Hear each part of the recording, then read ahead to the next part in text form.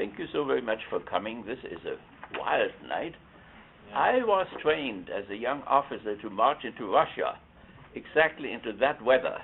So I'm prepared, but are you prepared? That is the question. We're from Michigan. Yes. Well, thank you so much for coming, and it is very much appreciated. So we have a little syllabus here which I distribute because some of the things may be a little bit confusing, and so when we hold on to this, then we can remember the next time and when we go home. So let me just, we are in the second discourse today, and it is on reform. So we had our first one, and we introduced ourselves, my two friends, and I myself, and we had a little movie about us. So we don't have to repeat that, but I'm glad to do it for those who were not here the last time. And so we had a self-introduction, and then we tried to get some vocabulary and some categories by which we can grasp better what the Pope, the new Pope, or not so new anymore, what he wants to say. Because we are flooded by a lot of information, of course, and he's a popular figure, and it's all these newspapers and magazines and so on. But that is one thing, but it can, instead of bringing us knowledge, it can also confuse who in God's name he really is now. And that is what we want to grasp in order to, during the campaign now, people say, well, you have experience, but you don't have any judgment. So we have to get the experience together and also the judgment, so the notions, the concepts, and so on, in order to really grasp and do justice to him. So therefore we talked last time about a model. You have it here. So the model is very simple. What we see in our culture wars on television, if it is about birth control, or if it's divorce, or stem cell research, or same-sex marriage, or whatever, these culture wars are not new, of course, and they are not only here, but they are rooted in a deep antagonism which has occurred only in the West. So we had 1,000 years of Middle Ages in which we had a relatively united type of a culture. It was a Catholic culture. It was on one side a Roman Catholic culture, on the other side an Orthodox Catholic culture. We will have a time diagnosis. The Pope is just now meeting with the Patriarch of Moscow and so on. That is the other Catholicism. But it was a relatively united culture. And then something happened. It split. How did it split? And it has not split anywhere else. What happened here in the West, that means in Europe really, that spread around the whole globe. So it was globalized. So what happened was, in the Christian community, which was some kind of uniformly educated by the church ruled everything practically, the whole education. So they were formed, and there was some philosophy which was called scholasticism. Scholasticism came from Aristotle and from Plato, and people were all trained and educated this way. But then something happened. In the Christian community, some people became more educated than others. Some people used those categories from Aristotle and so on and applied them suddenly to nature and to man. And so that means a tremendous bend took place. People were directed with their mind upwards to the infinite. Think of the cathedrals which you can see along the Main River and the Rhine River and the Danube and in southern England and so on.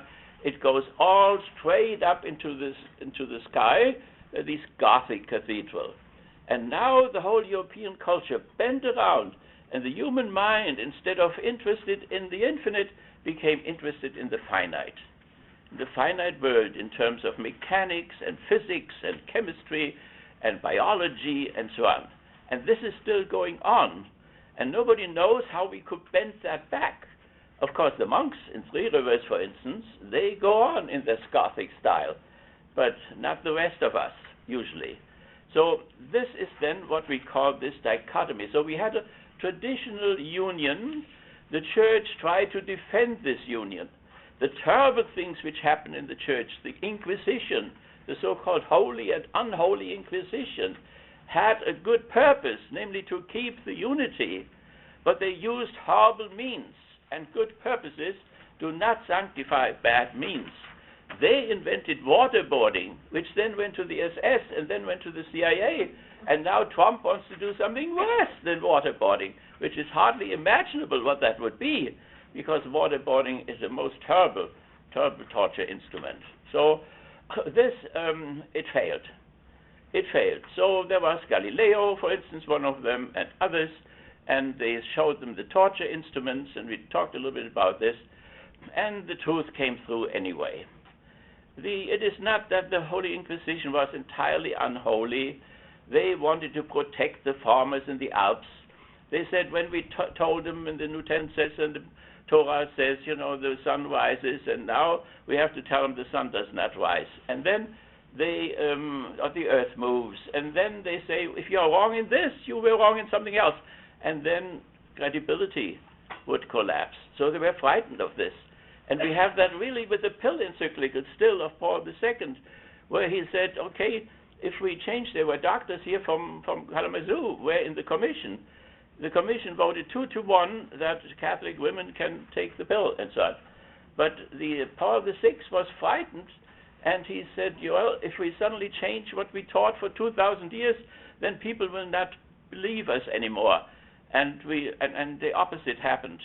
A crisis happened, and people didn't go to confession anymore, and this crisis is still going on, and this Pope has to deal with this crisis. So, nevertheless, we have an original union, or a relative union. I mean, there were conflicts and so on.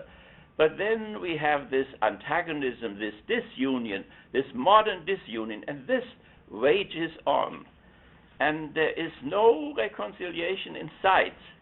See, when we say, for instance, okay, we have now homosexual marriages, and so the cardinal in New York protests against it. Then what we say is, okay, cardinal, you don't have to assist their marriage, and you don't have to go to trial if you do it, and so on. So see, the secular side has won, and then we just accommodate the religious side a little bit, but the world goes on, and the cardinal remains where he is, and the world moves. So, and this happens in many, many ways. So we have this antagonism, and then the question is of the future, and we have to ask the Pope this too, is there a future reunion of what has split? And this is very important that there is something like this, because this antagonism between the sacred and the profane moves also into the religious communities, so that they are split among themselves. So when you go to Judaism, you have the Orthodox rabbi in Grand Rapids, who has a house here now, and he will come here too. Then you have the Reformed rabbi, and you have the Conservative rabbi. They're all split on what grounds? How open you can be to the other side, to modernity. And the more open you are, the more you have to reinterpret Book Leviticus and the Genesis and the Sodom and Gomorrah and the letter to the Romans and the natural law and so on. All that has to be interpreted. The Pope has initiated a worldwide synod on the family, and if you read this, I have it here, then you'll see what a struggle this is, and how these people, these synod people, they have all their specialists, and they see all these problems about the family, and it's overwhelming, and then they come with their traditional view of the family and try somehow to sort it out or to make sense of it, and so on. And the Pope is in the middle of all that. He called them in, and so see what the final conclusions are. So then the religious, and when the religious people, the Sunnis and the Shiites, or the Catholics, the Protestants, the Protestantism was the first adjustment of Christianity toward modernity. That means Luther was a saint. If he had not been in that conflict with Rome and so on, he had all the potential of a saint. The question of justification, how do I become justified? By my own works or by the sacrifice of Christ and so on. So that was the core question, and he was struggling with this for years and years and years. He went to confession 2-3 times a week to Father Staupitz and so on. And Father Staupitz said, don't confess anymore. Then he sent him to Rome and thought that would distract him and so on. Well, Luther did not see the bad things in Rome of Alexander VI, which you can see in the movies and so on. He was concerned with religious things more than scandals or whatever. So he campaigned, then was 1517, next year, we celebrate the Reformation, right, the great spiritual revolution of the Reformation. So, and up to today, then of course, you know that Protestantism was more open toward modernity and also more open to capitalism and so on. And you can see today that Spain is much less capitalistic than England, and Italy much less than Germany and so on. So the more Protestant countries became more modern, and the others remained backward, and that is true for the Orthodoxy too, as far as Greece is concerned, where you see this horrible economic catastrophe into which they have fallen. So it goes into our present life. And we want to be concerned with what is happening now. So whatever we say about history or whatever, we say it just for one purpose, namely for the purpose of where we are now and where we can possibly go, and how this Pope, as one of the figures besides the Dalai Lama or whatever, how they can possibly lead us or help us to go into this reconciliation of this deep antagonism. And it must not be a phony one. It must be genuine, because otherwise we will always collapse again. So since we have such a deep longing that things be reconciled, therefore we sometimes make up things and say, science has said this again, and now the antagonism is overcome. And then a few months later we see that science meant something else. Even the one who discovered the Big Bang is a Catholic priest from Belgium, and he wrote to Pius XII that the Pope cannot use this new discovery in order to justify Genesis or to make peace between the two sides. So it is a very serious thing. It goes to our own psyche. The more we reflect, the more you will see that. Ask yourself, to what extent am I religious?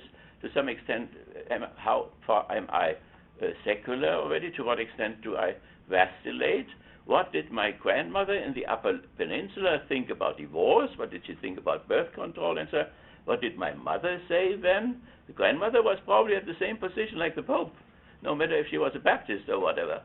And then comes the mother and she said, no, I'm against it, but sometimes you need it. And then comes the daughter, she cannot even remember what the grandmother thought in Upper Peninsula. So that is it is not only a static type of thing, it is progressing all the time. And so I describe to you the context in which the texts which the Pope says, speaks, or writes, or so, into which they are embedded. Okay?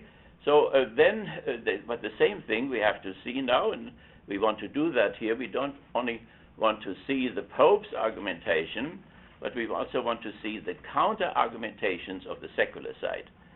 So what we have to say, if the Pope is against birth control, and he is, then we have to see where is this coming from.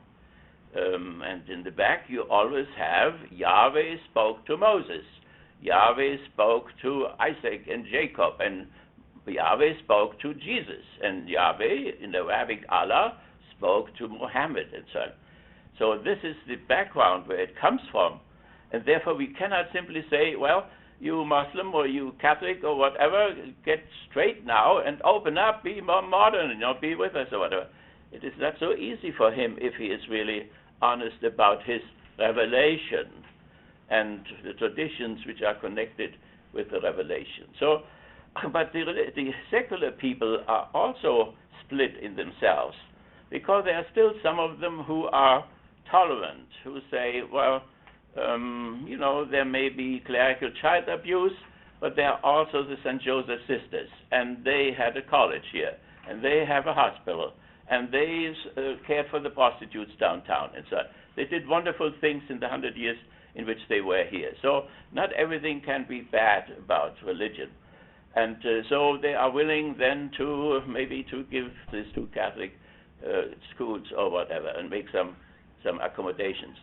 But then there are also secular people who the counterpart of the traditionalists or the fundamentalists who say, religion is a childhood affair of the human species. We have to get rid of it as fast as possible. Look what they do over there in Syria and what they do in Iraq and so on. They kill each other and so on, as we did, by the way, too, here in the West. So, therefore, let's get rid of this insanity as fast as possible, and they aim at a totally secular society. It goes into our election there. Think of the evangelicals, and there are Catholics with them, too, who have recently, made an impression again and helped one candidate at least to win, and may continue to do that. So the religion is still there, but there are people who would like to get rid of these last irrational, unenlightened elements of which in our culture. And we are doubly split in the states because our state organization is secular. It is the heirs of the encyclopedists in France, of the French Enlightenment of the 18th century, and so they didn't just make it up. It matured through a long time, and so are the amendments and so on, the whole government structure. All that is enlightenment. The name of God does not appear in the Constitution, only in the end somehow a little bit, but it appears in the Declaration of Independence, but there it is the deistic God. That means Rousseau and Voltaire invented a new religion. When you make a revolution, when the third estate, the middle class, rebelled against the clergy, the first estate, and the nobility, the second one, they had to get rid of Catholicism, because Catholicism was the state religion, and the state religion legitimated the king and the family and the nobility and the clergy and so on. So whoever makes the revolution has to get rid of the religion insofar as the religion is a means of social control for people. So as, for instance, Jefferson would say, Americans have to read the Bible. Why? Because then we can govern them better. That is a bourgeois type of a view. You see, only a secular man could say something like this. That means a religious man could never somehow functionalize religion or instrumentalize religion that way. So, nevertheless, this we have to see the antagonism, and we have to see that both sides are split in themselves. And it is then also there are struggles between the secular people, what to do about religion and so on. And so as there are struggles in where the rabbi, Orthodox rabbi, says to the liberal one, you are not a real rabbi. You are not even a real Jew. You are a traitor. You endanger us and so on. And you see then, of course, the religion is endangered. And you see on our thing there, the roadmap that I gave you, that there are a lot of dead religions, right? Religions can die. So the Syrian religion is dead. The Persian religion is dead to a large extent. The Egyptian religion is dead. The Greek religion is dead. The Roman religion is dead. There are more dead religions than living ones. So God is eternal, but religions are finite, and therefore religions can always die. Religions rise when they can answer the so-called theodicy question: why me, O Lord? Why do I have breast cancer? Why does my wife have to die and leave the 7 children behind, etc.? So this is the theodicy question.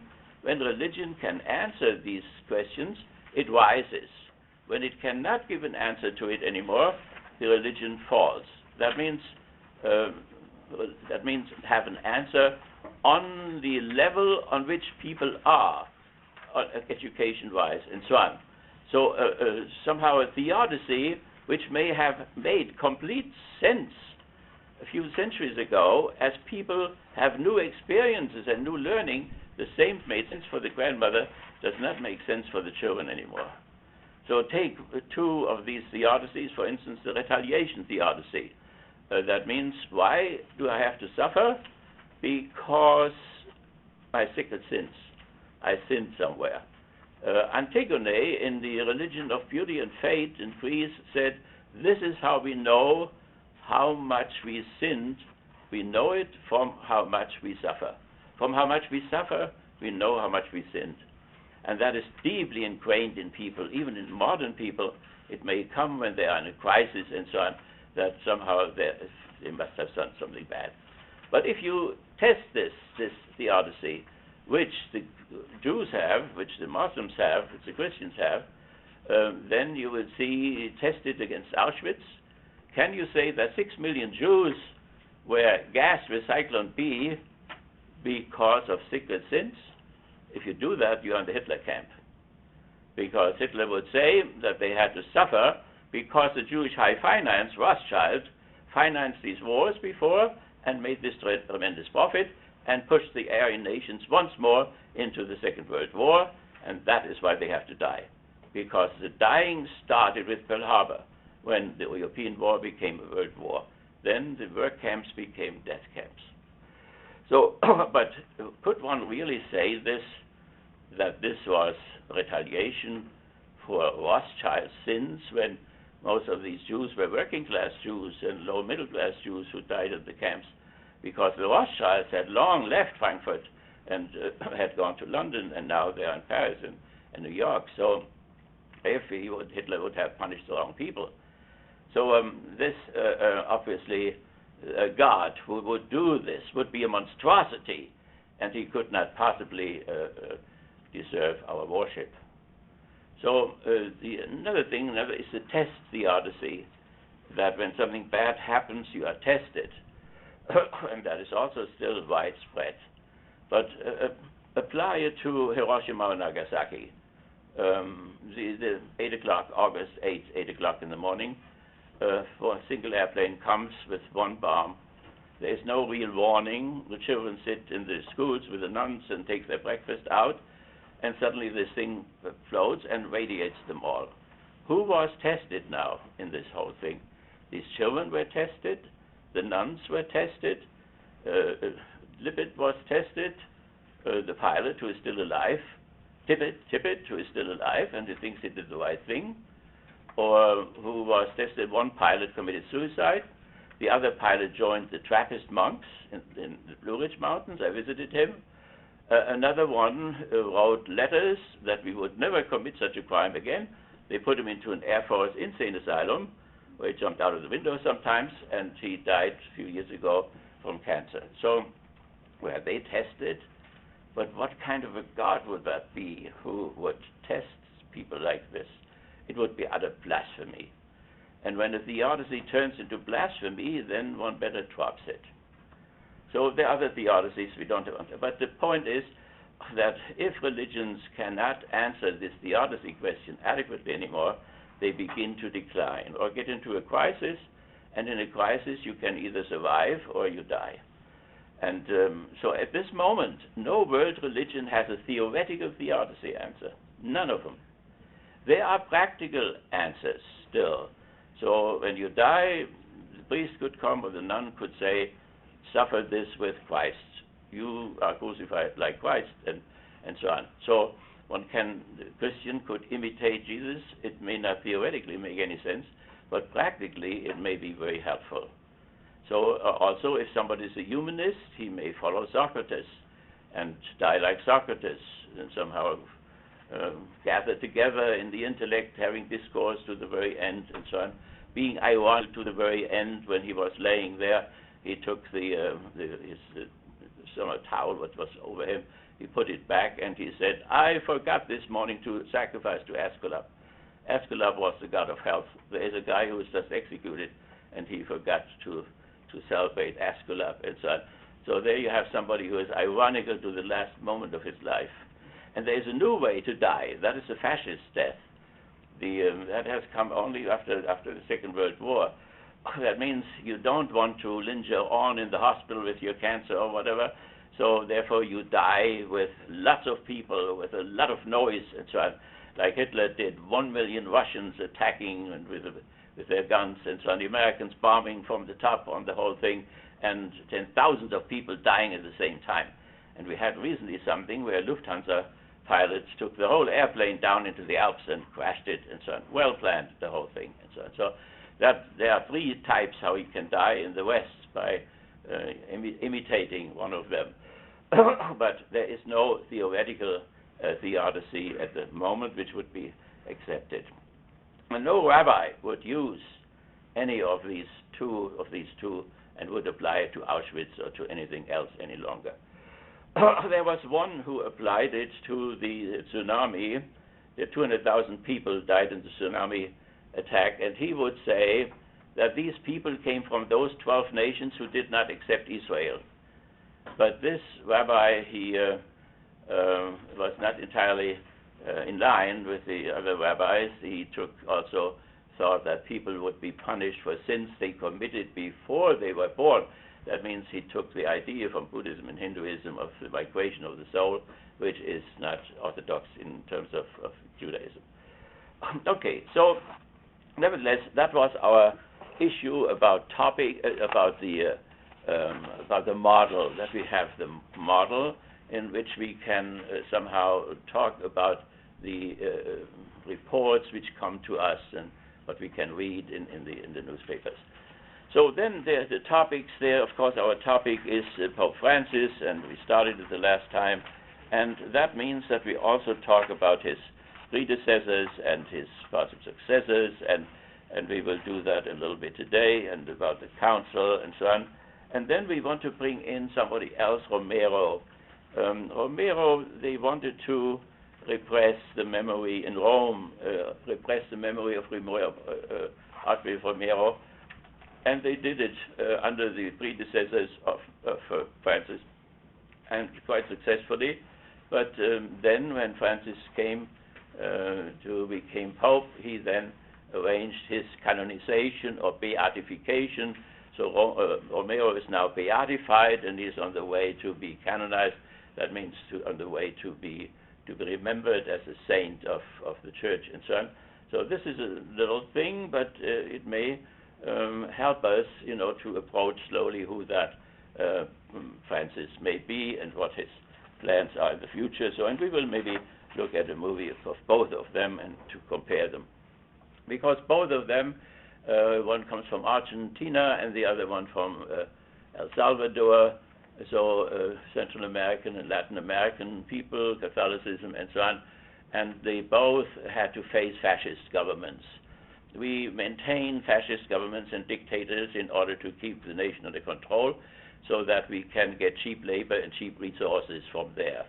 And the question is what the Church now, does the Church continue to be with the ruling class, the bourgeoisie, or does the Church side with the workers? And so Romero was as conservative as Francis was originally. Otherwise, they wouldn't have gotten these high positions if they were not. But the experience which he had, that his priests were killed by the Arena Party and so on, then pushed him more and more to, well, we would say the left or whatever, so that he felt closer to the people than to the fascist establishment, the bourgeoisie. He sometimes thought nobility, but El Salvador doesn't have a nobility anymore.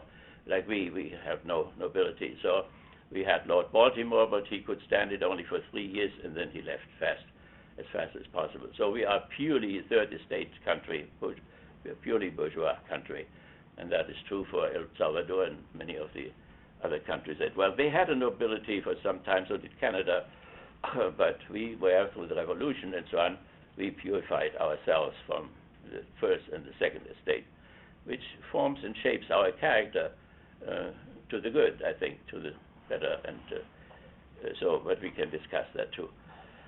Okay, so then we will have to say something about the economic policy, because that came into the foreground.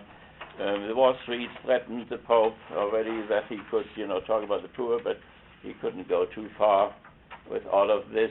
The Pope called the communist closet Christians, and they thought it was a joke, but it wasn't a joke. It was quite serious. They are closet Christians, but we can discuss that too. And then there is this slippery Pope there, slippery slope thing there.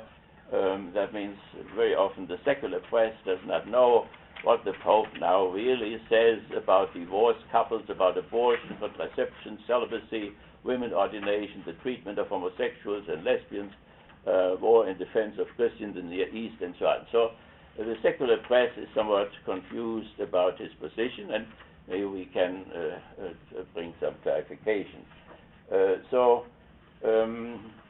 What does Francis mean, for instance, if he says, if a person is gay and seeks God and has goodwill, who am I to judge?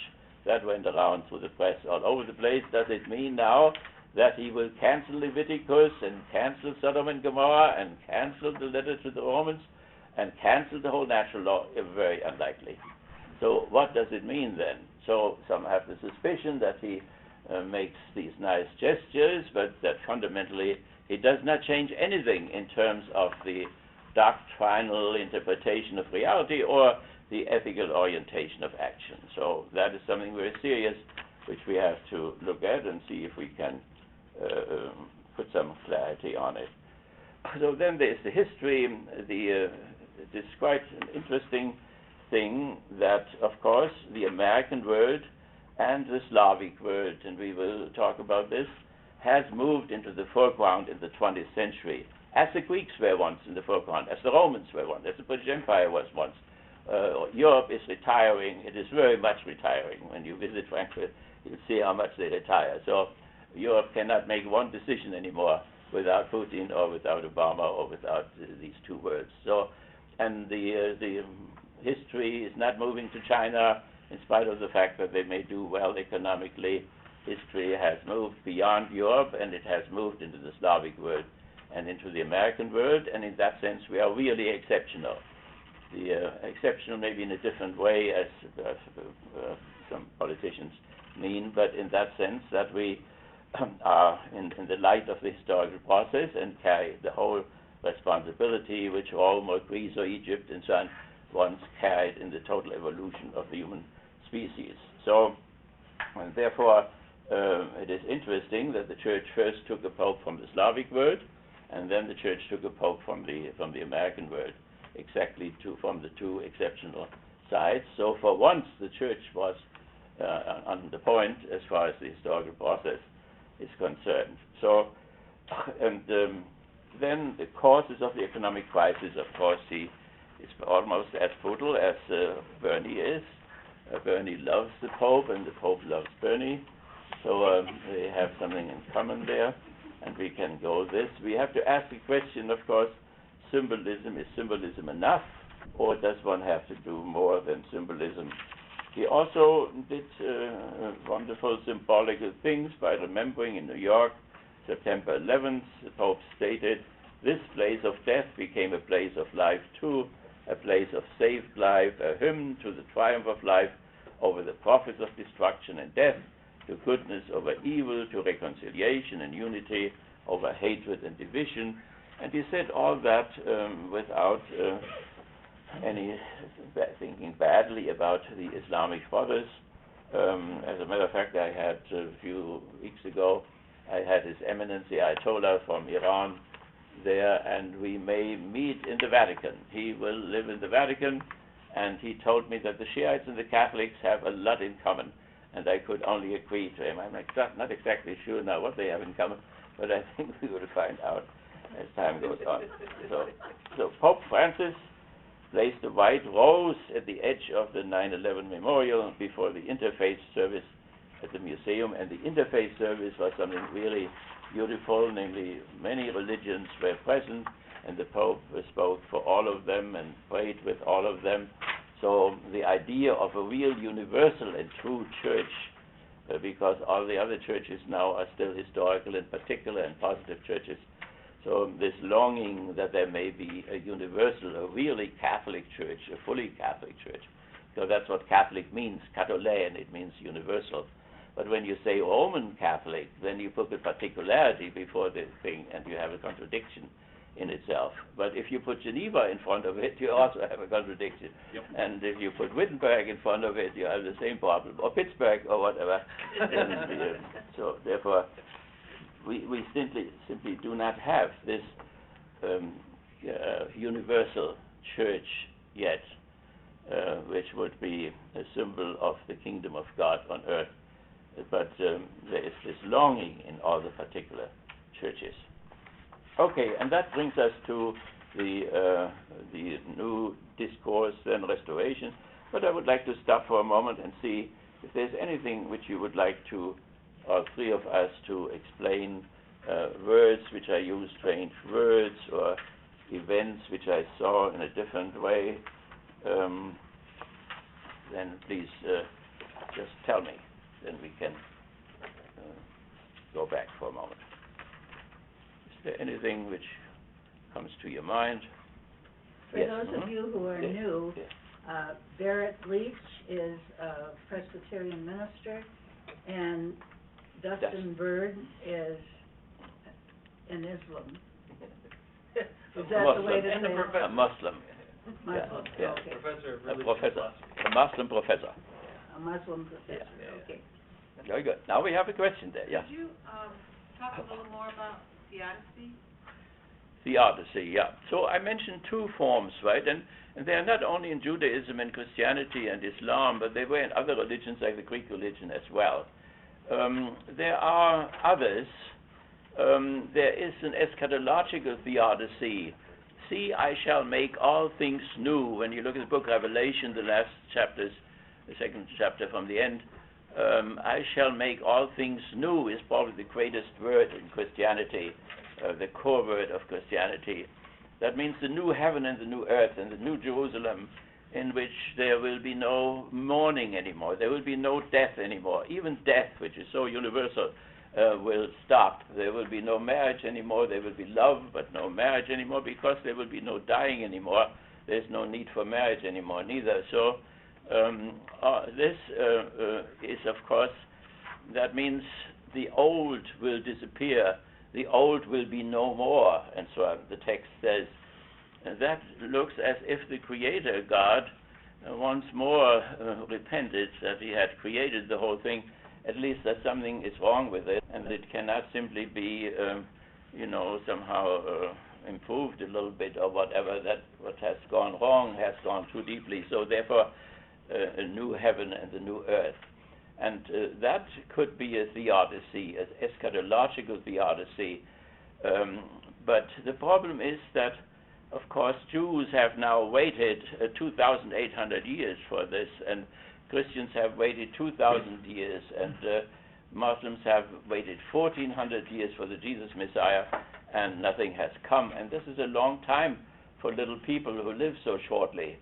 And otherwise, it is still an acceptable theodicy, except that then, of course, the secular people say in one thing Jesus was really wrong, namely that he thought he would come back. So it is particularly the secular people who ask those theodicy questions, and the most rational type of atheism is the one which is rooted in these theodicy issues. So even if you think of Mohammed was very sensitive for this theodicy problem. So sensitive that he denied what is in all four Gospels, namely that Jesus was executed, that he was tortured to death on the cross. He could not accept that the all-benevolent God would do something to such a wonderful moral person as Jesus, the Rabbi Jesus of Nazareth, and so on. So even Mohammed, but the atheists, if you think of Freud and Marx, both are Jews who both have assimilated by the modern secular culture, but remain Jews, of course, because Judaism is also civilization, Judaism is also a nation, Judaism is also a race. And so they remain Jews, of course, but they could not have faith. They had no faith anymore. And this was expressed, which I mentioned the last time, and Wiesel describes it in Auschwitz. They had a trial. They put God on trial. The charge was that God had broken the covenants which said that Yahweh had chosen this people and he would take care of this people, and now he did not take care of them. 6 million of them were killed, and so the trial found there were defense, and there was the people who brought the charges, and in the end the God was found to be guilty. They even thought that God had made a new covenant with Hitler and the Germans, and that somehow by doing that, God now punished the Jews for all the crimes which they may have done in the last 4,000 years. So But the interesting thing is that not all became atheists. Some of the Jews never prayed again, but others, they put their hands on their head and walked into the gas chamber, which is a sign of humility and bowing down before God's will, even if you don't understand a thing of what he's doing. But that the state of Israel today, that 80% of them are non-believers, has something to do with this theodicy experience which the Jewish people had. And so when you go, I lived in some kibbutzim, in the secular, there are still some religious kibbutzim, you'll see that these people try to find other ways because they cannot trust Yahweh any longer, or that he is there at all because of this theodicy experience. Okay, do we have any other question? Think about it.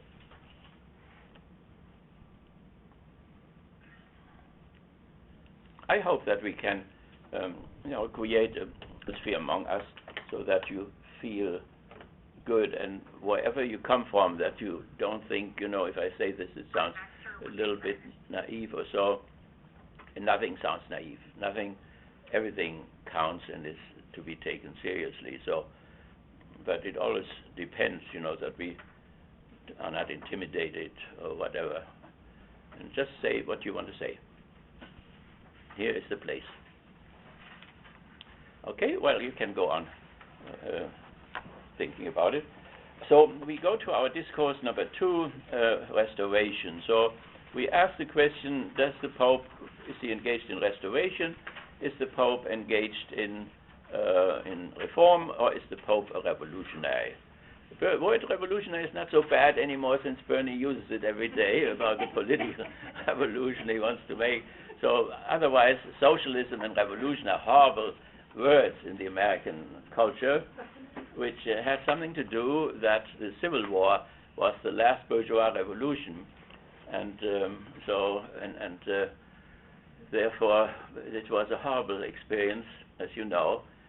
We thought that there were maybe 500,000 people died there, but the Union Army, after they won, they didn't count the widows of the Confederacy, and therefore we had only half of the casualties, so it goes close to 1 million, and there were maybe 42 million Americans at that time. And so it was a horrible, horrible catastrophe. Gettysburg, and the role which religion played in this, there were about 70 army chaplains on both sides, and they all told the soldiers that the more they killed from the Yankees or on the other side, the sooner they will go to heaven. They were all did strange type of things. So the army chaplain, since Augustine, is one of the most problematic people in the universe. So, but we don't have to talk about that. There was Father John here, who was an army chaplain, and we had great controversies, and he read my book. He never read anything, but he read my book somehow, and he found out that I had talked about him and about Vietnam and so on. So he stood on the altar and said, Rudy, the truth, the truth. I said, John, let's go to the next restaurant and have supper together, and then you can tell me the untruth, which I said, and then in the next edition, I will change it. So, well, we went to Bill Knapp's at that time, and we ate and we had a good time, but he never mentioned why we were there at all. He had forgotten it. He only told me that he had so much problems with his bishop in Lansing and here that he had to get out of the whole thing, and the army was the best way. But I said, there was still the question, you volunteered for Vietnam, you didn't have to volunteer for Vietnam, become a morale officer there. Well, we didn't talk about this anymore, but anyway, I didn't have to change anything. The truth was still there, and it's still there today. And so there was a very loving army chaplain. But since Augustine, since we have the marriage between church and state, we have army chaplains, and in all nations they are really problematic if you compare them with the Sermon on the Mount or the Gospels. But that's another theme. So we have here one point which says inner criticism. See, if we want to talk about the Pope, and we want to say what he's doing, and if that's right or not, that is, of course, a judgment, and we have to ask ourselves on what we base this judgment. And inner criticism means that one can critique a person only in terms of his own standards. So I cannot judge a communist by American capitalistic standards. I cannot judge a Muslim by Christian standards. I cannot move myself above all religions, and I would be godlike, and then judge them from heaven knows things. So, therefore, the only way how one can do justice scientifically and otherwise can judge a religion or what is done is by its own code. That means by its own interpretation of reality and by its own orientation of action. So that means we can compare, and the Pope himself would not be against this, that we compare him not with the Communist Manifesto, because he is not a communist, he says this, or by the American Declaration of Independence, but we can judge him by the Sermon on the Mount, and we can judge him by the Decalogue, and we can judge him by the tradition. And people sometimes think that he is so all-powerful. He is bound by the canon law, which is 2,500 canons. If he conforms to this or not, we can judge him by his own tradition, by the Roman tradition. We can judge him in terms of his predecessors and what they have done. People think that the Pope is infallible, therefore he is all-powerful or whatever, but that is an illusion. The Pope infallible does not mean that he can say what the weather in Michigan will be. Nobody can do that, predict the weather here. So, but he can only somehow declare certain sentences to be true, but in order to do that, they have to be rooted in the New Testament. They have to be rooted in the tradition, and he could not arbitrarily. So a sentence, for instance, God created the world, that is a dogma. So something like that he could declare. Now when he declares the Assumption of Mary or the Immaculate Conception, then we have a great problem, because it is not in the New Testament. Or he has to ask the theologians to find it in the New Testament. And they have tried to find it, but it isn't there. So then he has only the tradition. There are two feasts which have been celebrated in the Orthodoxy and in Roman Catholicism. So he can only base it on tradition, and otherwise he has to wait for some intelligent theologian who may find something where nothing can be found. So that is very hard. So there you can criticize him by his own method, right? Because it is clearly established what ex cathedra, when he sits on his throne, what he can say, and that is very little what he can say, and it has to be based on 2,000 years or longer, or 4,000 years of the Jewish history included.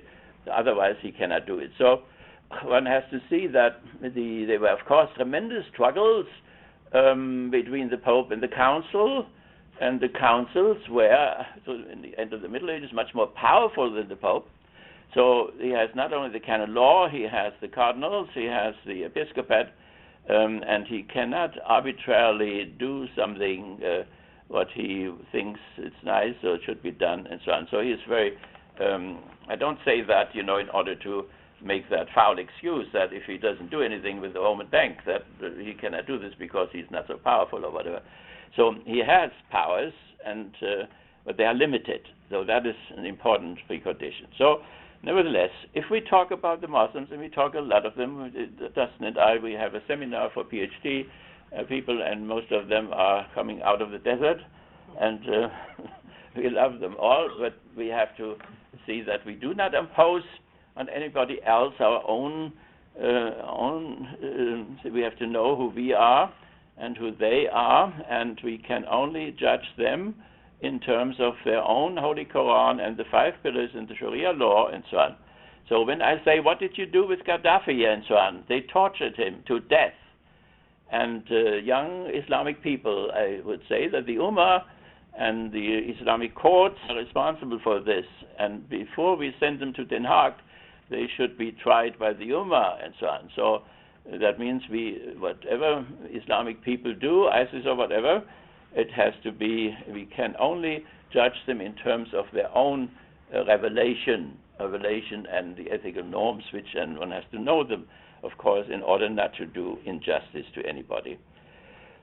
Okay, so that was the point of inner criticism, and now comes the time diagnosis. Rudy? Yes. Rudy, I wonder, just for the sake of, I'm anticipating what may be a question in some people's minds. Could you describe a distinction between the integrity of inner criticism vis-a-vis moral relativism, which I think is what a lot of people hear when they hear inner criticism described, and how it is that this is distinct.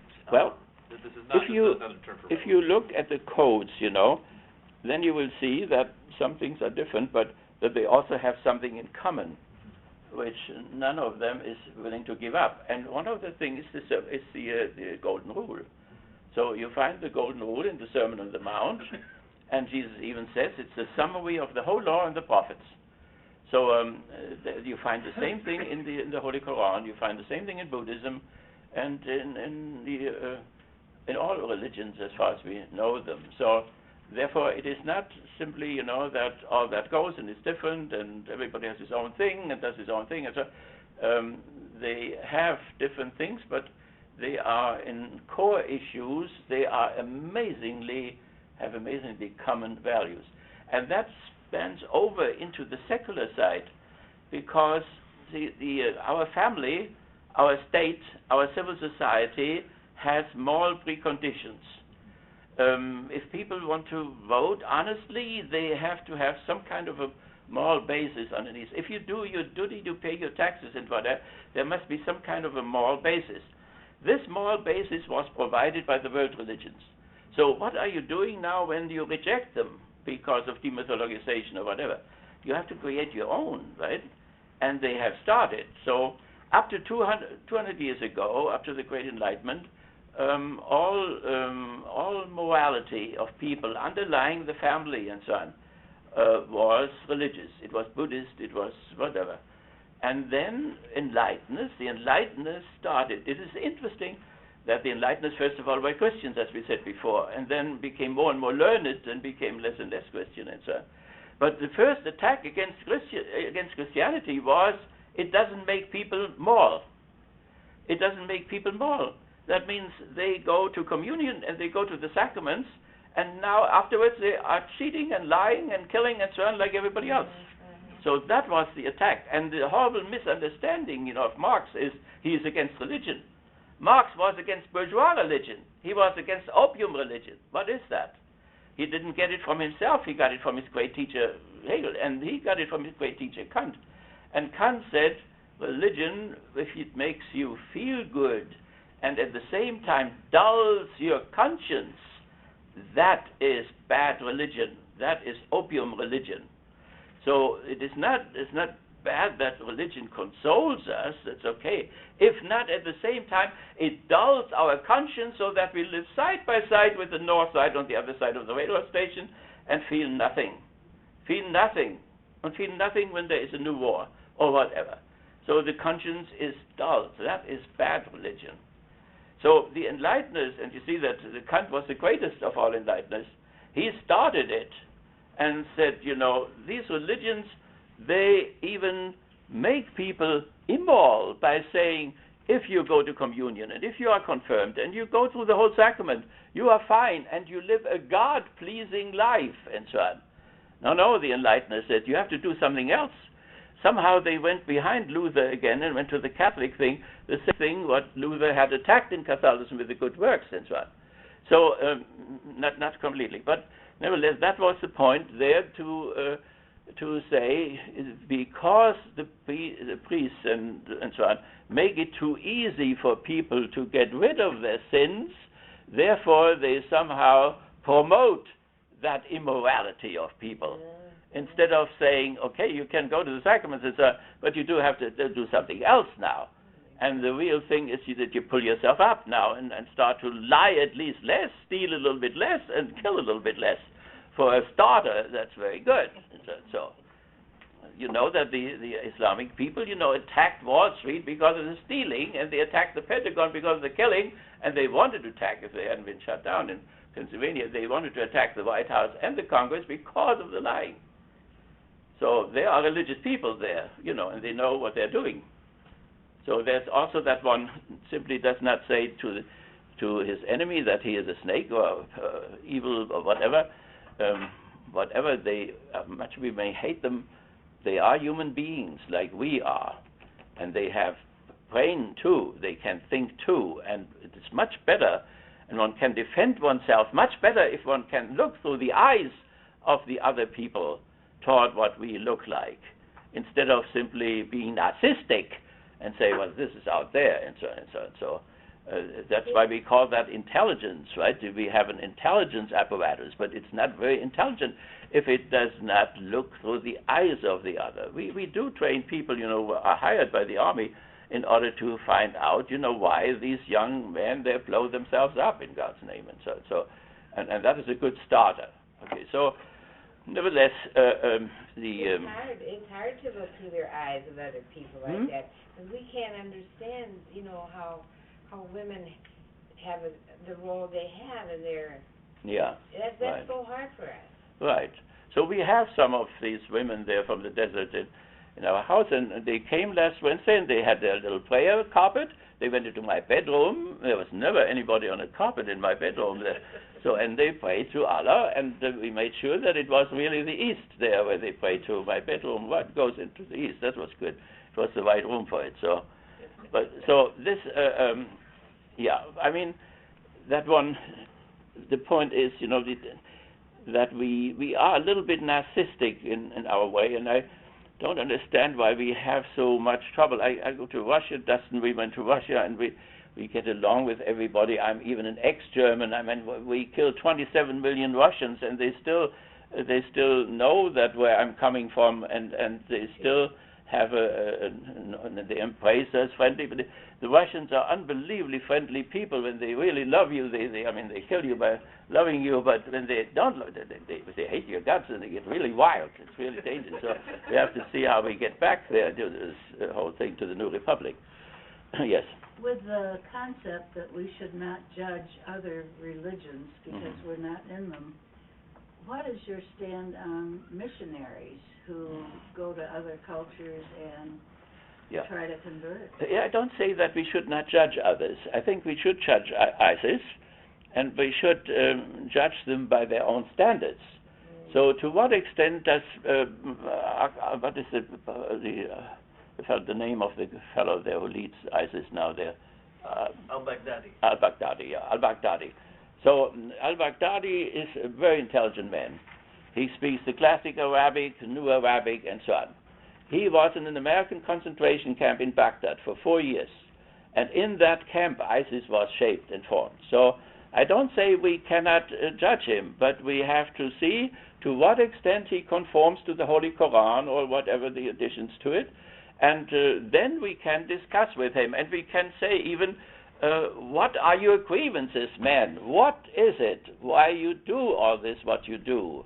And when he says, I do this because this and this is the Quran, we can see is really in the Quran, There's a long law tradition and so on. So, and does he really understand his own thing? We could ask something like this. So we should not refrain from judging them, but not in our terms, in our standards, but by his own standards. And for this we have to read them. So if we say Bin Laden is this, he's not a real Muslim, but have we really read his letters and his speeches and so on, and see what he really does and what his theology is, and to what extent it is orthodox or whatever. That is, so we can judge them, and we must allow them to judge us now. Siebert, what about the Sermon on the Mount? Do you love your enemy, or do you hate his guts, or whatever? So we must allow others to do the same thing, and they do. Yesterday, Trump said that this one guy, his opponent, that he is not a real evangelical Christian because he lies. He just lied. So he just took the norms of the evangelicals and took it seriously and applied it to his opponent. So, and the other said, you have to divorce 3 times. So it's the same thing.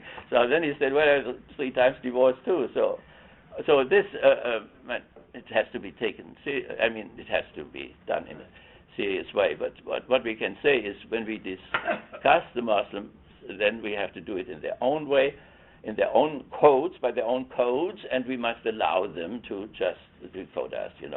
Is that what Jesus said, that we should assassinate every week? We should assassinate a leader or so? That sounds like Jesus to me. So,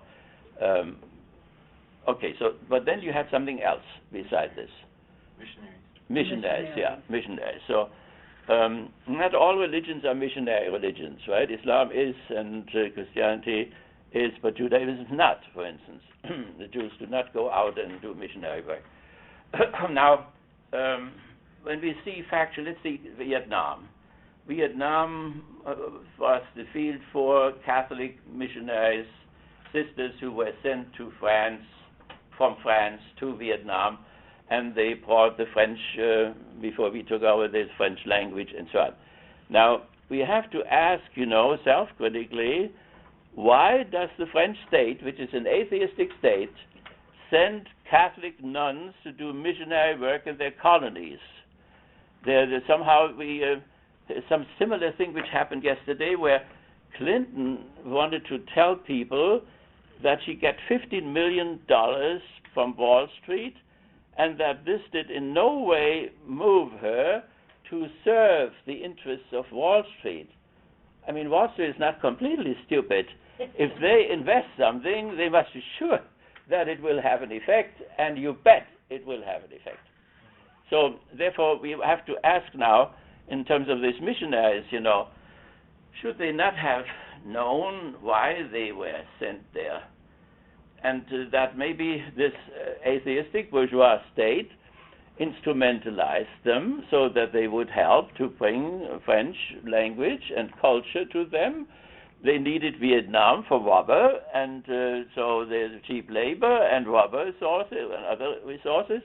And so the nuns were instrumentalized in order to soften up somehow the population and integrate them and so on. So that is where then missionary activities, become questionable. And the same thing is when they send missionaries to Central America, South America, and so on. They wanted to have gold. And you have then real honest missionaries. Think of the missionaries in Uruguay and so on, who established the whole Jesuit state. They wanted to rescue them, the Native Americans, from the conquistadores, and they failed in the end. But you have genuine missionaries who want to bring the good news to other people. Does that mean that the other people are wrong, that they cannot get to heaven without these missionaries? The Catholic Church excommunicated the Jesuits, I think in the 50s or so, who said that the Roman Catholic Church alone can make people go to heaven. Though Catholicism does not teach that anymore. They could very well get to heaven if they are sociological and psychological. Think, McCain. McCain bombs Hanoi into pieces and then is shut down because the Russians sent new guns there. And then he is down there and he has this cross around his neck. And now a communist sees that. Should he convert to Catholicism or to Christianity after this experience? It's out of the question. So in that sense, Catholic theology would say the communist has to go to heaven through communism.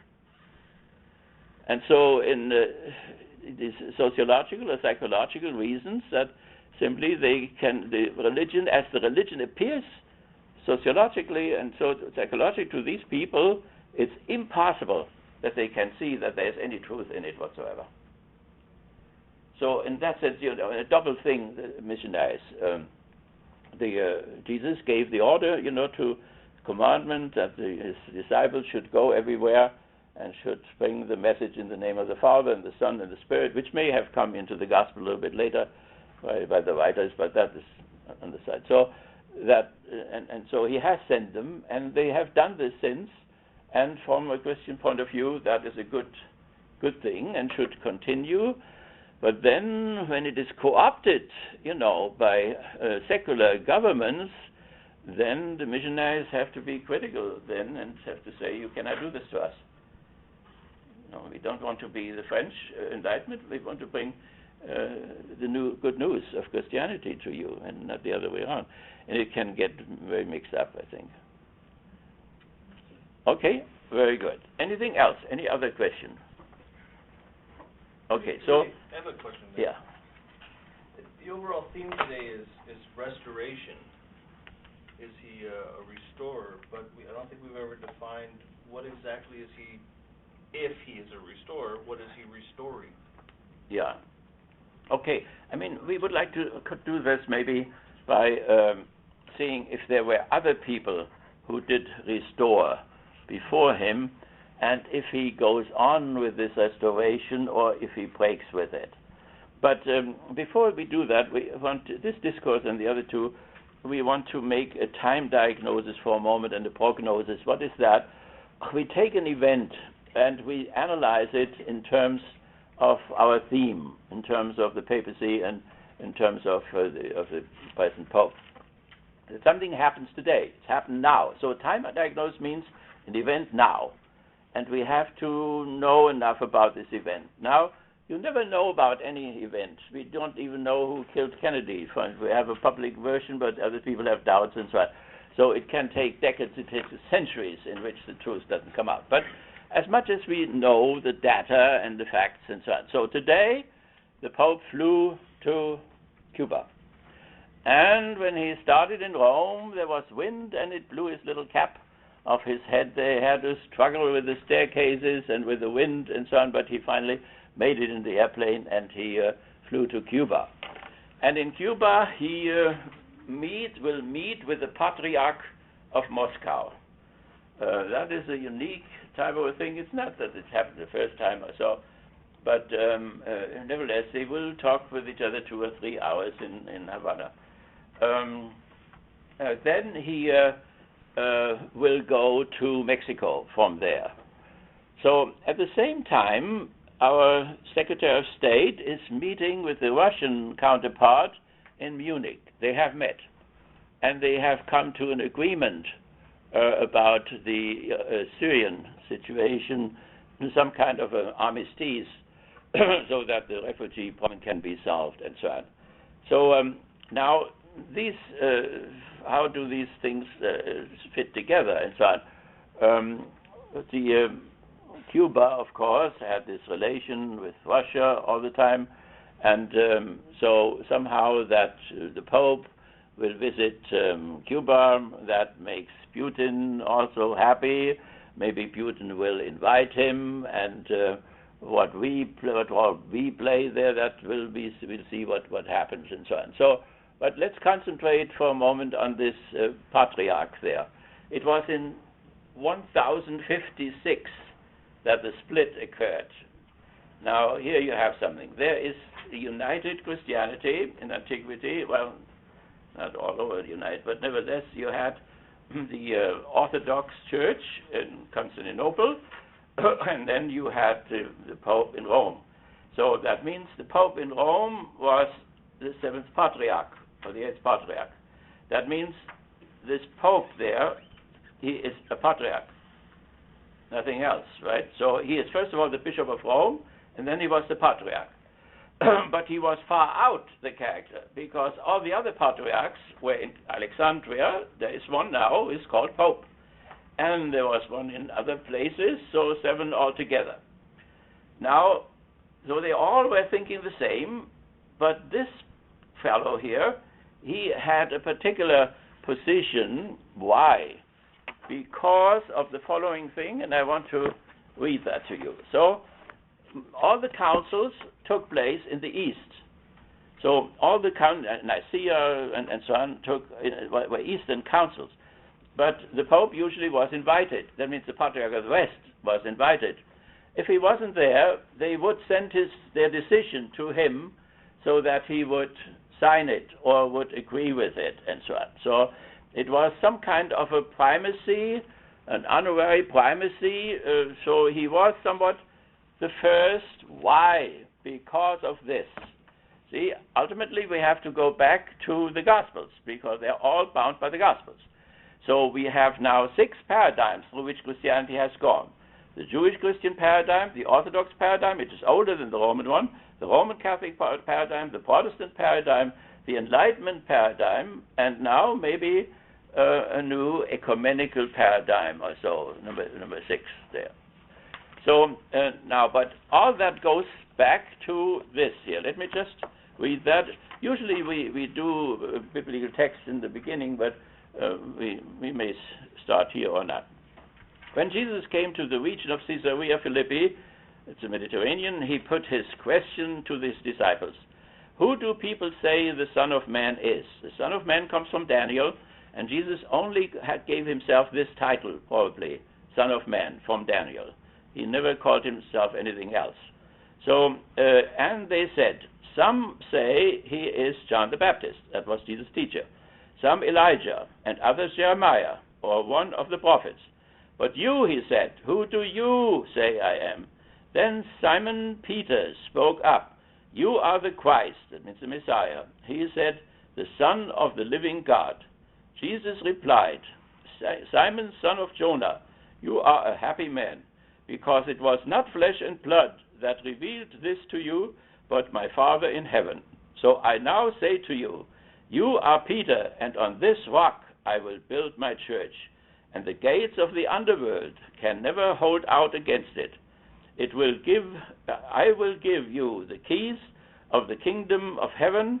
Whatever you bind on earth shall be considered bound in heaven. Whatever you loose on earth shall be considered loosed in heaven.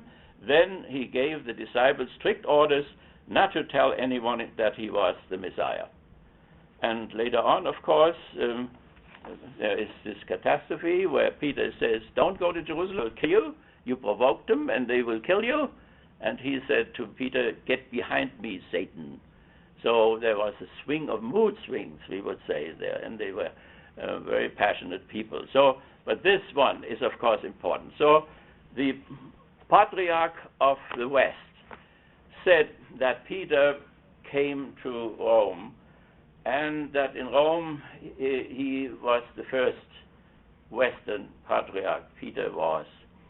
And during the Second World War, Prelate Karst, the leader of the Catholic Center Party, who gave Hitler the emergency laws by which Hitler became legitimately a dictator. We have the same in our Constitution. If we have a catastrophe in the country, the president can ask for the emergency laws. Roosevelt didn't. He introduced the New Deal instead. And then the Congress will be sent home, and the president will act by executive order. That is why it is so dangerous when he does that too often, because then people have the feeling we are going to an emergency situation. So, and you hear this discussion sometimes, but every president does it anyway. So, nevertheless, this Karst fellow, then after Hitler got the emergency powers, he dissolved the Center Party and the Social Democrats, to which Bernie belongs, and the Communists and everybody else. So, and then Karst was so ashamed that he left for Rome, and then he started digging for St. Peter's and Paul's graves under the cathedral, and he did that during the whole war. So when Germans came to visit him, to talk with him, he said he had no time. He had to find St. Peter's grave down there. So that was the way how he could hide his shame of what he had done. So nevertheless, it was never found, by the way. So, but there are stories and traditions that Peter was crucified upside down in Rome, and that Paul was also crucified in Rome. And if this can be verified, as far as I know, is that Karst did find graves, but no proof that it was really St. Peter's grave and so on. But the tradition, nevertheless, is there. So there's always the question, how far is Roman Catholicism? I had this discussion with that eminence, the Ayatollah, and there was a Christian there also, and I said, we Christians. And he said, no, you cannot say that. You belong to Romanism. I said, well, where the hell did you get that from? And so nevertheless, Romanism, that was something. So nevertheless, this that is now down there. So this is the basis, and therefore all the other patriarchs, they are willing to to listen to him or to meet with him, and so on. So therefore, it's nothing unusual that he now meets that patriarch. And what will they do now? That's the important thing. They will talk with each other about the persecution of the Christians in the Near East. So in Iraq, in Iran, and so on, there are all Christians who are Orthodox. Some are united with Rome, like in the Ukraine you have Orthodox, and some Orthodox are also united with Rome again. So nevertheless, they have a common cause there in order to make some proclamation or go to governments and try to find help so that these Christians are not killed anymore. By the way, when we would look through the eyes of the Muslims who do that killing, the question is, if they kill them because the Holy Quran tells them to do that, which is very unlikely, or if they do that because those Christians are seen as representing the West, because they may get some money from there or whatever. And so I'm just putting that out as a question, because we have to be careful. And the motivation in every crime which happens, the motivation is very important. So nevertheless, now, so that's fine what they're doing, that they get together. But the real question is the reunion. They are now for over 1,000 years. Jesus said, "Be one like the Father and I are one." And they are not one. They had a council in Frankfurt by 1800 and so on, by 800, and it was the icon question. The West, or these icons, were a little bit idolatrous. And so over the icon question, misunderstanding probably of the icon question, you can go to Athens and you see a whole museum full of them. So over that, the split came about. The split is a schism between Catholicism and Protestantism. That is a heretical schism. But this is not a heretical schism. They have the same doctrines and the same morality.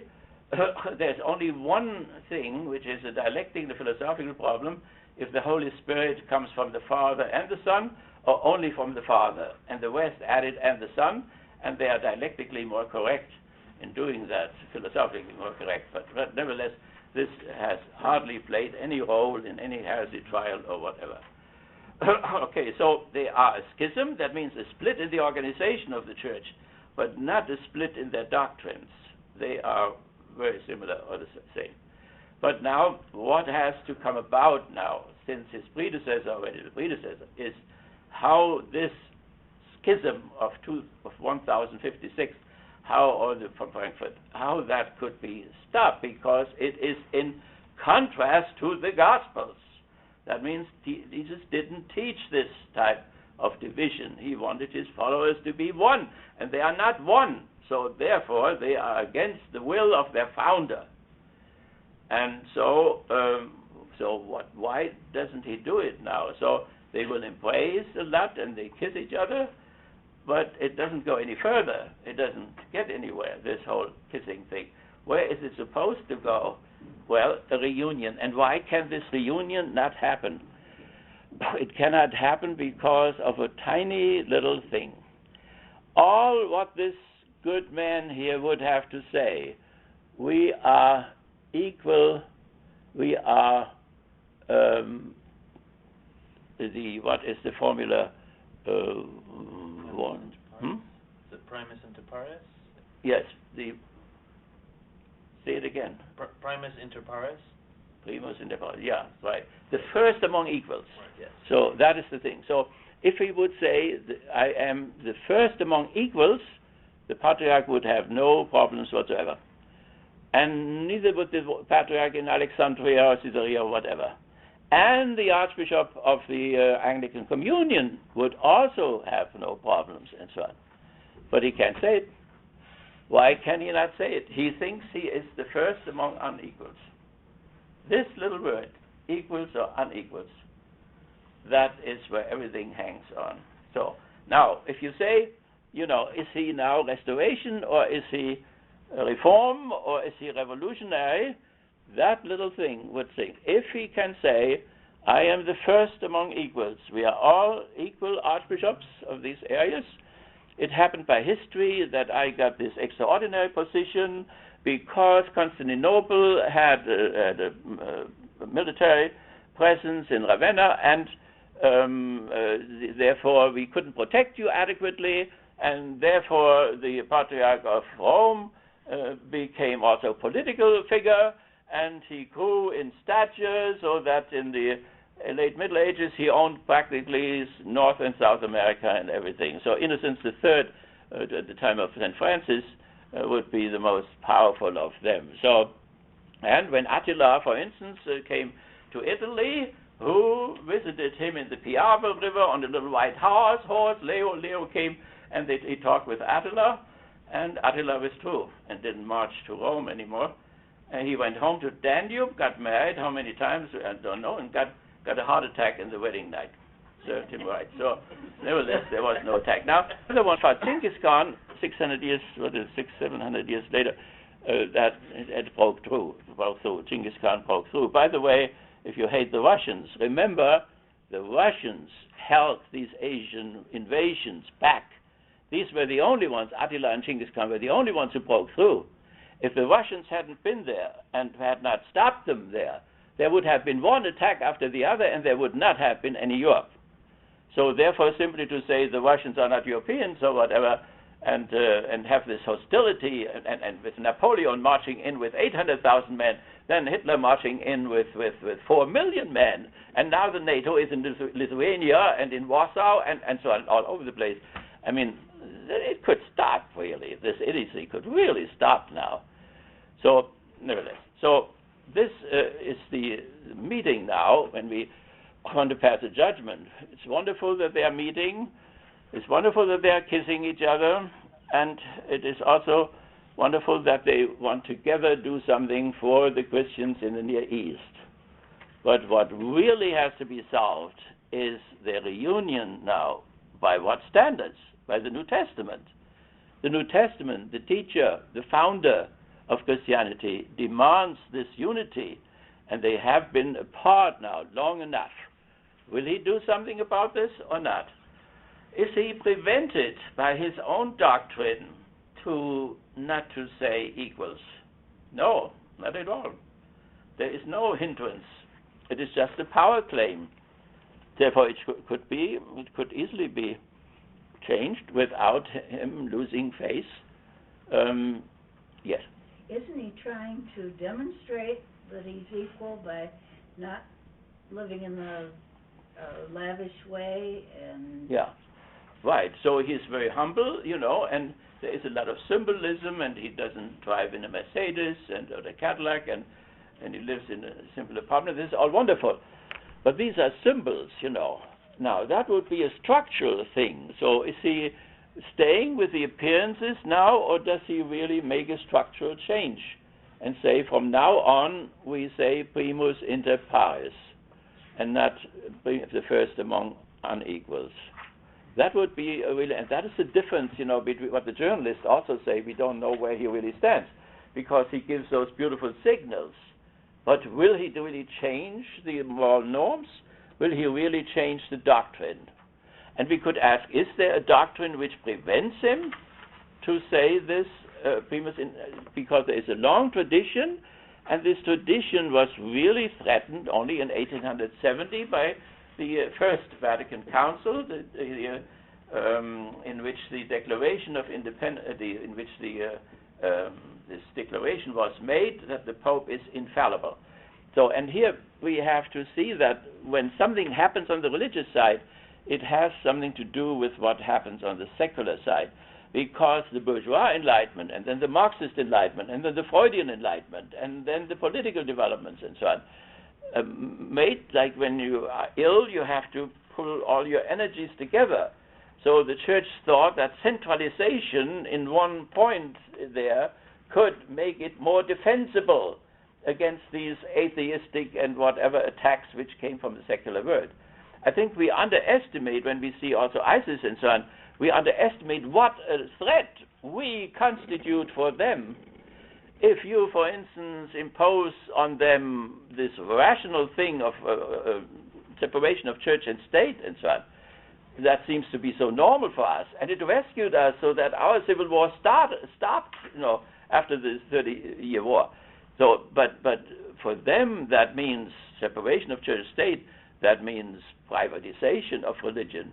That means religion has to go out of the state, out of civil society, out of the family. Religion is then only in the heart that castrates religion. It's like if you say to somebody, lover, you cannot tell anybody that you love this guy because he's married or whatever. That suffocates love. Love wants to manifest itself. And so religion has to manifest itself in family life, in economic life, in political life.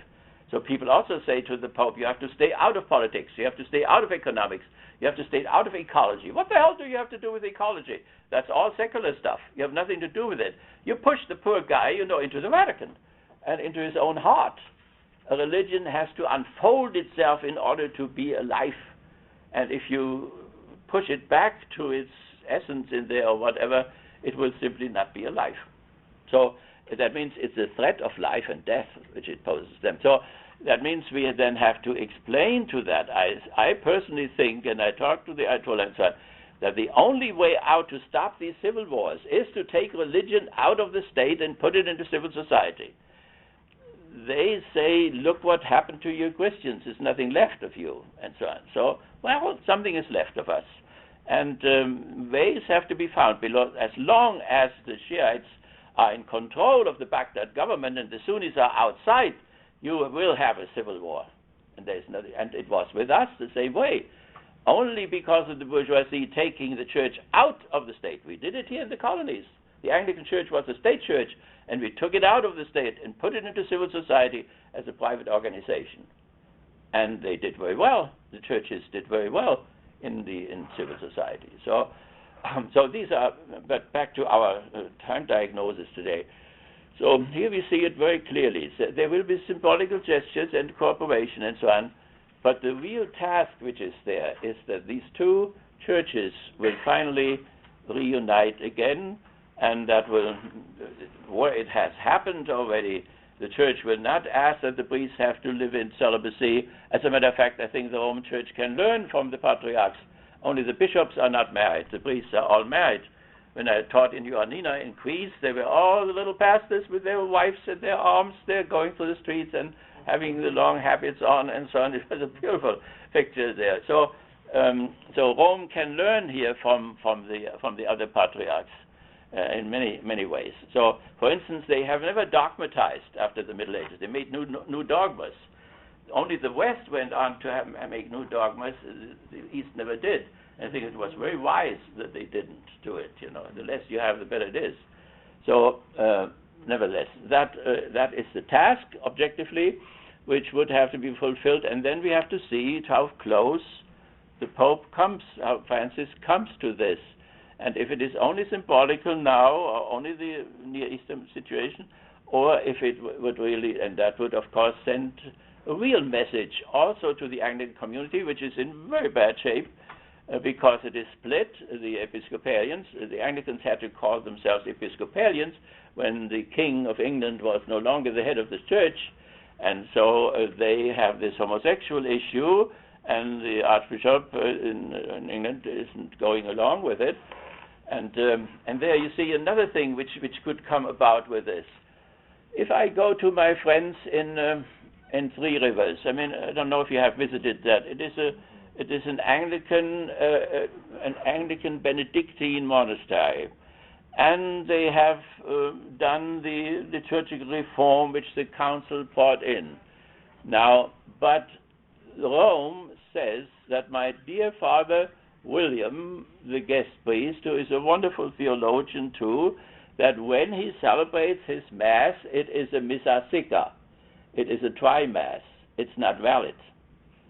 So could one not do something about this now? Right? These are the real questions. What did the Pope would have the Pope to do? The Pope, when Henry VIII, and he had the least reason to separate, but when he separated his church from Rome, then England was put under the interdict. That means nobody was able anymore to ring the bells. No weddings, no ordinations, nothing. Dead church. So, but they didn't fall down and play dead, but they went on. And so the Archbishop of Canterbury and so on, they ordained priests. And this ordination was against the interdict. So it was forbidden. That means on the legal level, by canon law, they did the wrong thing. And they went on for generations to do that. And so the people in town who are ordained, there is a woman who is also a lesbian, is a beautiful woman, and she is also fought for the ordination first, and she fought for the lesbian status and so on. But she thinks she is ordained. And Rome simply says, you're ordained, but it is not valid. Now, could the same situation we have in China? So in China, there is a church which is open in public, and they work together with the government, and they ordain priests, but by Roman standards, these priests are not ordained legitimately. There's an underground church, and they ordain normally and validly. So now, we have to ask the Pope, does the Pope have the possibility, not only does he lose faith, but can he, by his own standards, do something about this? Well, he could say that the interdict was imposed in England, and that was a disciplinary measure.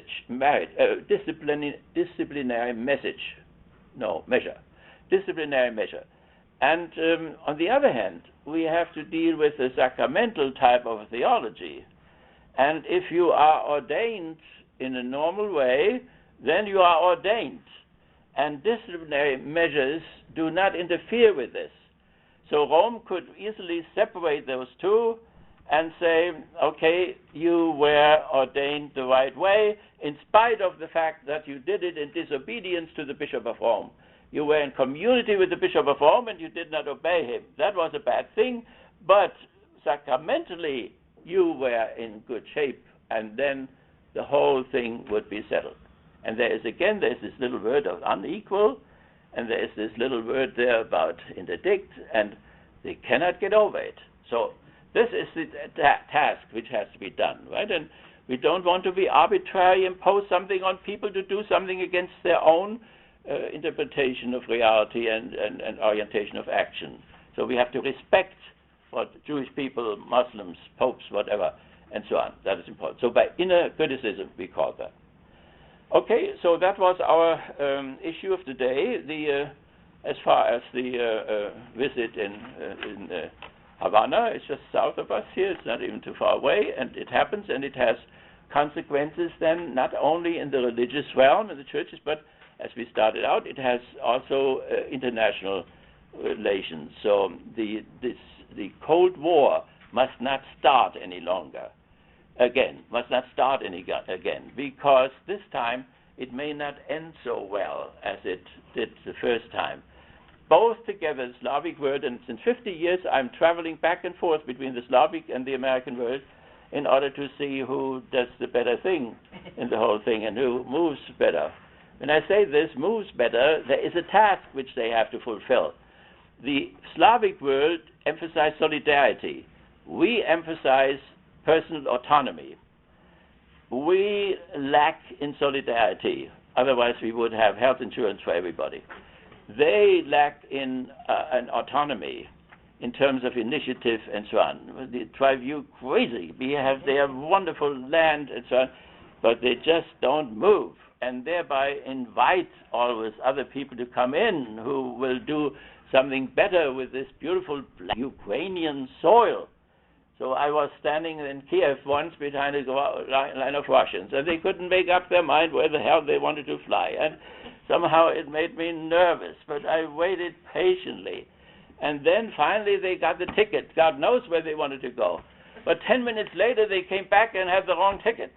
So that, I mean, if there is a fascist around, he will take over the whole store. So this is, I don't know why that is so. It's not entirely clear, because it's an intelligent country. It's huge. I mean, Kiev is just the beginning, you know. Then comes the Ural, you know, and in the Ural it just starts, you know. I mean, you never get to Vladivostok, you know. It's certainly not 2 or 3 days flying or whatever.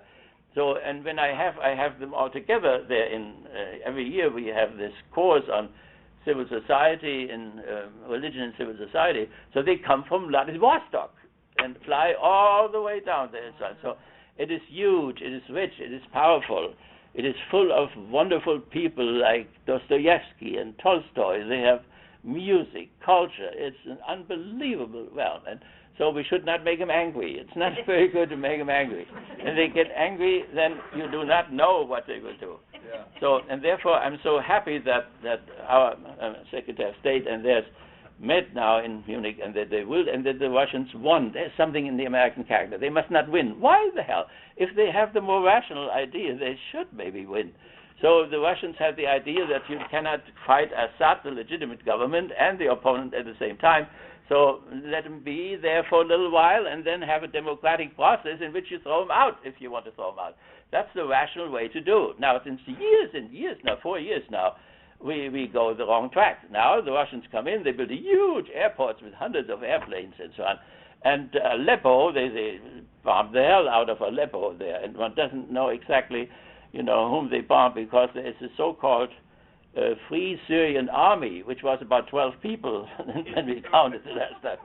It's not entirely clear what they are bombing, because and yesterday 2 American airplanes appeared there over Aleppo, and they bombed, and it's not entirely clear what they bombed or if they bombed anything at all. We denied it, of course, that we bombed, but we do that very often. So nevertheless, there is this beautiful old city of Aleppo, and it's all in ruins. So but it is almost, when people move to the front, the Greeks or Romans or we or whatever, you bomb the hell out of what is behind you there. So one has to be careful that those who go into the niche in history should at least be preserved in the niche and not annihilated in the whole process. So unbelievable things. We come from there. Euphrates and Tigris area, Iraq, and so on.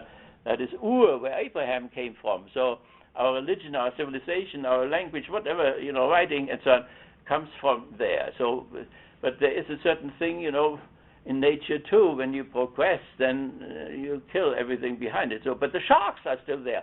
The sharks are such a beautiful consolation, because it's a tremendous killing machine, the shark. But there are much better ones in the meantime.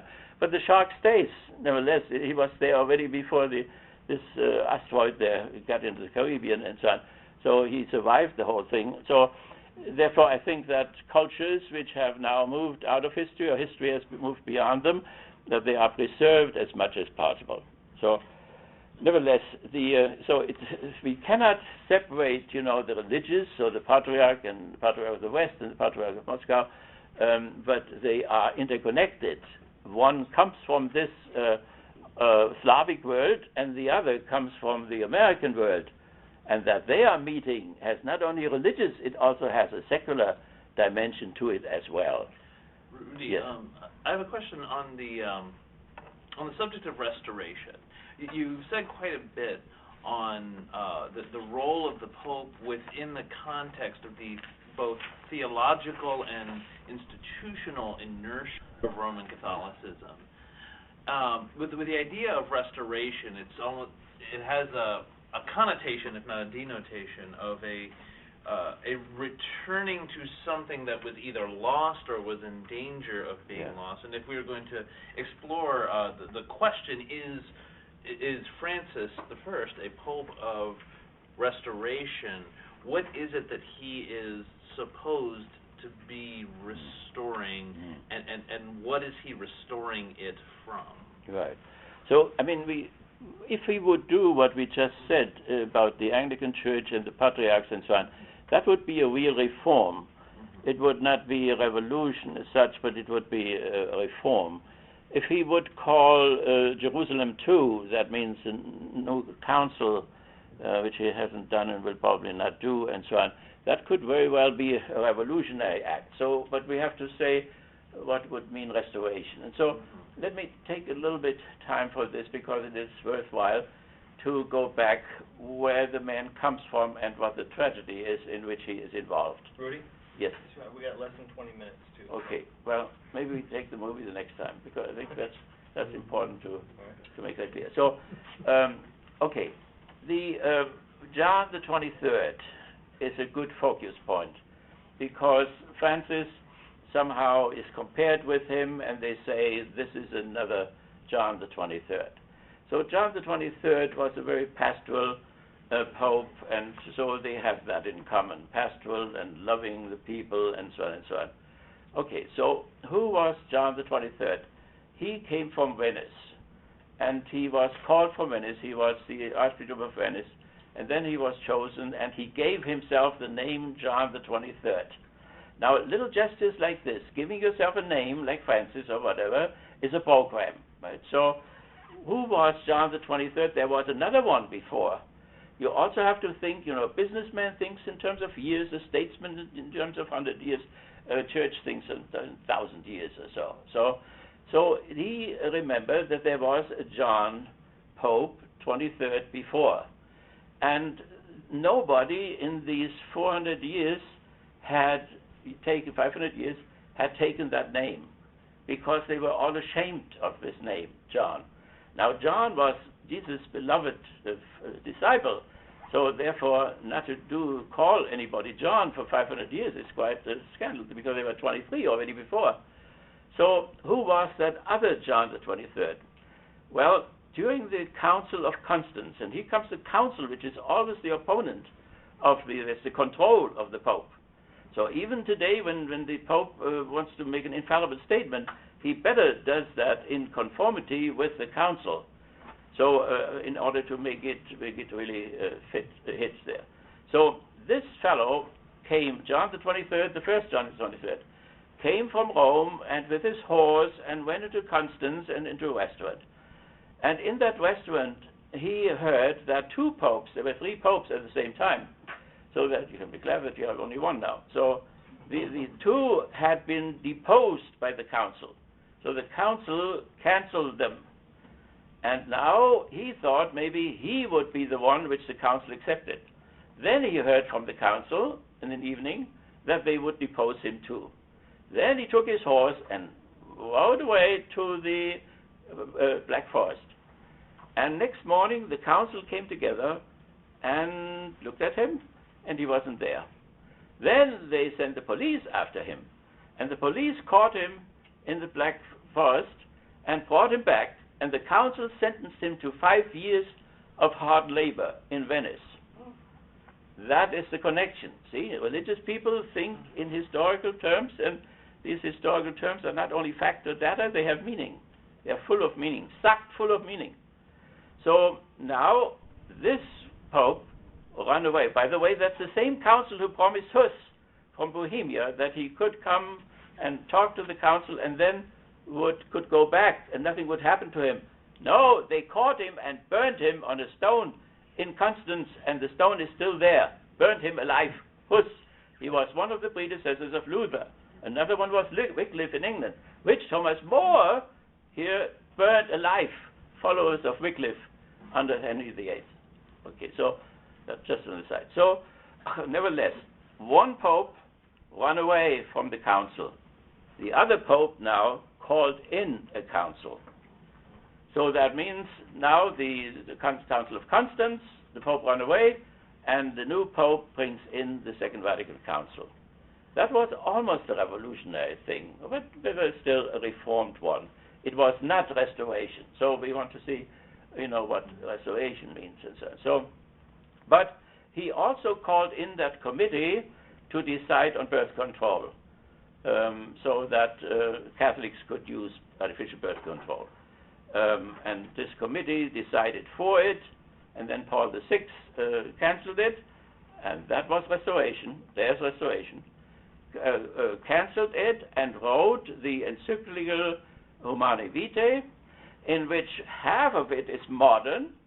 That means sexuality is an expression of our love and our tenderness to our partner, but he kept the Aristotelian part of purposiveness, namely that every act, sexual act, had to be open for the child. I belong to a group in Germany where we made the recommendation that not every sexual act, but that the marriage as such should be open for the child. That would have made a great difference, but it was rejected. That is restoration. And so you have a pope who tries to go progress, and then you have countervailing fear, terrible fear of Paul VI. He became neurotic. He forbid, he took the keys away from the seminarians, that they could not go out to the movie at night, and so on and so on. In all kinds of little things. That was restoration. That means after the Second Vatican Council, a movement of restoration set in, which then Paul VI, one of the popes, died prematurely, and then came John Paul II, and then came Benedict. These are all restoration popes. And the question is now if he, as their successor, will stop the restoration or if he will go on with it. Or if he will make reform symbolisms and at the same time continues the restoration, which in the extreme case can be called a betrayal of the Second Vatican Council. That is why you have so many people, thousands of priests left the priesthood, and recently even 2 of here in the city again left, and they're still leaving. Nuns left, thousands of nuns left, and so on. So that is why you have all these hopes concentrating on this Pope. Will he stop the restoration, what he did to the nuns and their reforms and so on, to stop them? What Ratzinger did to the liberation theologians in El Salvador and in Argentina and so on, where he worked together with the CIA and also in Nicaragua, not in Nicaragua, in El Salvador, no, the other one which had the revolution. Huh? The other one, which had the revolution, the Sandinistas. El Salvador. No, which one? Where was the Sandinista? Nicaragua, Nicaragua. So there, the Archbishop worked with the CIA, and so did the Ratzinger and the Inquisitor. So that is all. That is an answer to your question, what restoration is. And the same thing now, if that restoration would end, and we don't know yet. It hasn't been decided yet. That means he has not made any decision, structural decision, where we could say that has really ended. Now, to canonize Romero may go in this direction, right? Because Romero was repressed because he was supposed to stay on the side of the fascist government, and instead of that, he went to the side of his liberation theologians and the basic Christian community. The fascists killed 70,000 members of the liberation of the Christian basic community people and so on. So here we see very clearly now, but let me say something else about John the 23rd, because there happened a catastrophe before. After the French Revolution, there was a Spanish diplomat who made a prediction that with the fall of the kings, some kind of a dictatorship would be necessary. And he differentiated between a dictatorship of the bourgeoisie, which was a good one, and a dictatorship of socialists, which was a bad one. And so what happened then was that you had fascists, that means bourgeois dictatorships coming up everywhere, and you had socialistic dictatorship in terms of Stalin. So the church then, following this tradition, decided that the bourgeois dictatorships were the lesser evil, and did not make any contact to the proletarian dictatorships, which came from hell, but rather for the bourgeois dictatorship who came from heaven. That is Franco, that is Salazar, that is Hitler, and so on. And so one concorded after the other. So the first concorded was with Mussolini. That is restoration, because Mussolini restored the church state. In 1870, Garibaldi destroyed the church state. The popes remained prisoners in the Vatican. And then in 1933, and before that already, in the 20s, the Lateran Treaty was established and the state was established. And then the German fascists established the Vatican Bank, which is produced those problems all over the place and so on. So the whole thing, the whole Vatican City, which is there today, is a fascist establishment created by the fascists. So therefore then also the Hitler Concordat, which is still valid in the German Federal Republic. That means the relationships with the Vatican are regulated by Hitler's Concordat. The priests are paid by the state and so on. The church will never get it so good, and therefore they want to keep it until the Social Democrats will blow it up someday. But the day hasn't come yet. So all that is restoration, see. Fascism means counter-revolution. So Hitler said, I am the greatest, most conservative revolutionary ever. You know who said that too? Reagan. I am the most conservative revolutionary. A conservative revolutionary is a counter-revolutionary.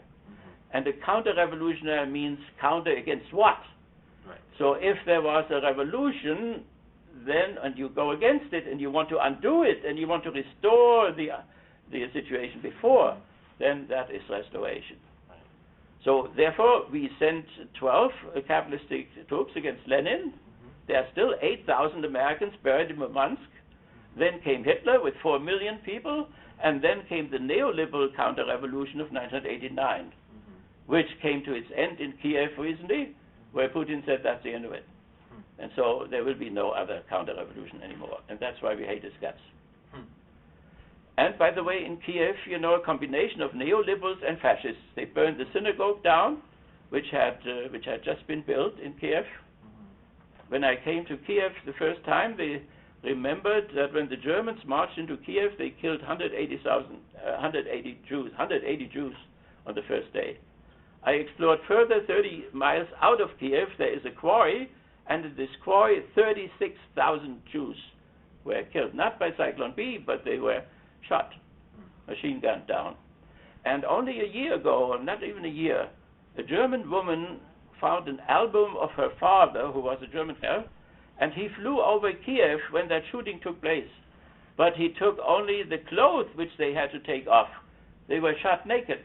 So they put all their clothes, over 30,000 people, and there he flew up and down and took the pictures of the shirts and the trousers and so on, laying there. So if there are Holocaust deniers or whatever, even if there was no Cyclone B, there was a lot of shooting before.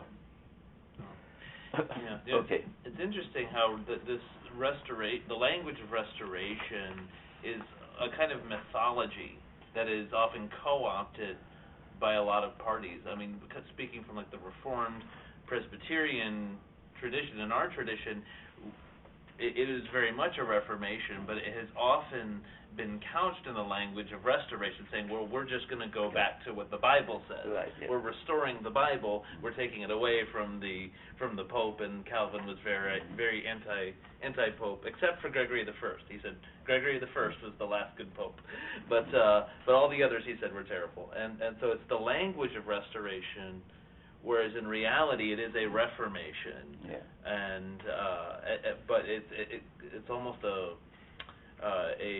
neophobia, a fear of the new, and in favor of the paleophilia, yeah. The love of the old. We're really restoring what Jesus and the apostles intended that was corrupted, and we're going to restore it, but really they're reforming it. But the way they use the language is very kind of twisted. Yeah. There are no distortions of it, but it's quite sure that out of fear, the popes, after the council and Opus Dei and other people with them, did a real restoration, not to Jesus, but a restoration to the 19th century. And with Benedict, it was particularly powerful, and that's why he fell.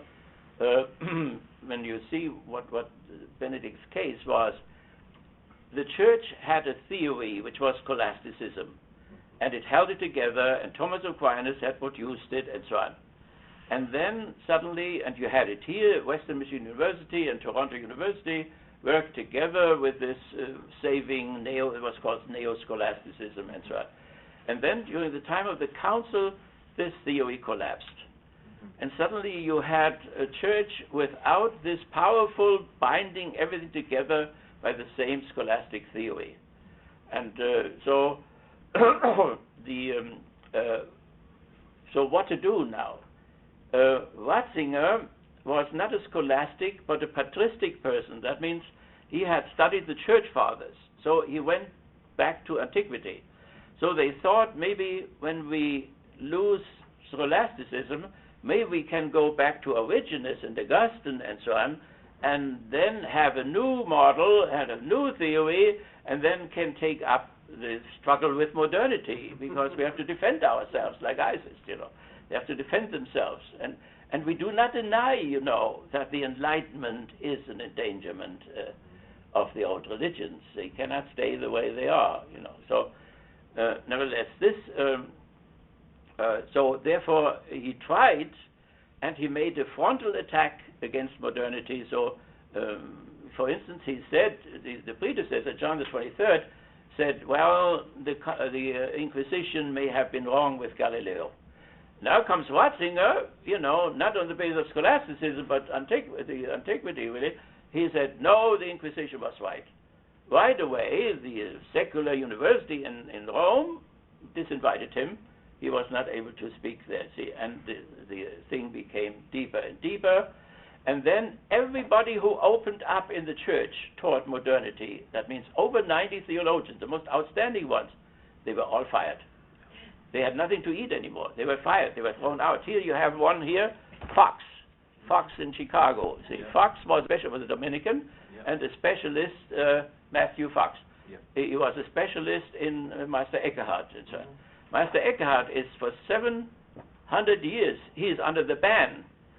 The Inquisition sentenced him, he defended himself, and was set free. After his death, when he could not defend himself, they sentenced him again. And also this, because of misunderstanding, they said he was a pantheist, he was a panentheist, E-N, two little things which the Inquisition guys could not grasp. Right. And therefore this man, for 700 years, is quite in heaven there, but not here, so... So, nevertheless, that's something real now. If the Pope now would reinstate those 80 people, all wonderful, devoted people and so on, and would discuss it with them really. See, if you go to the Holy Inquisition, you cannot even take a lawyer with you. So archaic this thing is, Boff, for instance, one of the liberation theologians, he went to Rome, he took 3 cardinals with him, and they were not allowed to go in and defend him in the trial there and so on. So this has to stop. This is the Roman system. And the question is, the Roman system is not identical with Catholicism. It's something else. And the question is what he will do with the Roman system, what he will do with these 90 theologians, and so on. Some of them were dead already in the meantime. What he will do. This one here, Fox, went to the Anglican, to the Episcopalians, and found a home there and so on. So there is a lot to be done, real things which are more than symbolism. Just think of the Orthodoxy we talked about, and the Archbishop of Canterbury, about the Anglican community, which really needs all. See, all what they did with the Anglican community is, those who want to stay with the old standards, they set up a diocese in London where the Anglican bishops could move in. So 4 of them did move in. They joined again the Mother Church. And we are out in the wilderness now, or whatever. So, but all this could be settled now.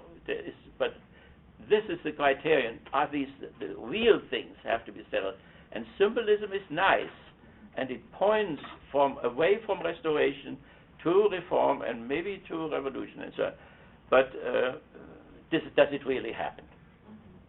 And what happens today in Havana and so on, it's still symbolism.